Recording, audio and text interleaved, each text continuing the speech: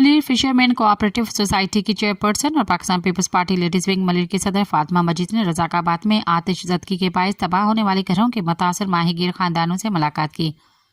उन्होंने मुतासरीन के घरों मछली पकड़ने के हजाल और दीगर सामान का मुआयना किया और गहरे दुख और अफसोस का इजहार किया। इस मौके पर फातिमा मजीद ने आतिश ज़दगी में जख्मी होने वाले सिकंदर मल्लाह की अयादत करते हुए उनके मिजाज पुरसी भी की।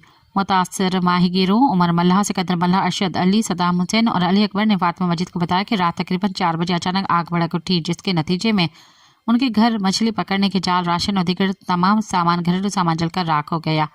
मुतासरीन ने बताया कि वो रोजाना सुबह सवेरे जाल कंधों पर उठाकर पैदल पोर्ट कासिम के करीब समंदर तक जाते हैं और मछली पकड़ के अपने बच्चों का पेट पालते हैं। ताहम आतिश ज़दगी के बाद उनका रोज़गार मुकम्मल तौर पर ख़त्म हो चुका है। फातिमा मजीद ने मुतासरा माहीगीरों से भरपूर हमदर्दी का इजहार करते हुए फौरी तौर पर माली इमदाद फराहम की और मुतल्लिका इदारों को फ़ोन करके हिदायत दी कि मुतासरा ख़ानदानों को फिलफौर मछली पकड़ने के जाल और राशन फराहम किया जाए। सब्सक्राइब कयो अवामी न्यूज़ HD के ताज़ा तरीन ख़बरुन ला ॾिसंदा रहो अवामी न्यूज़ HD।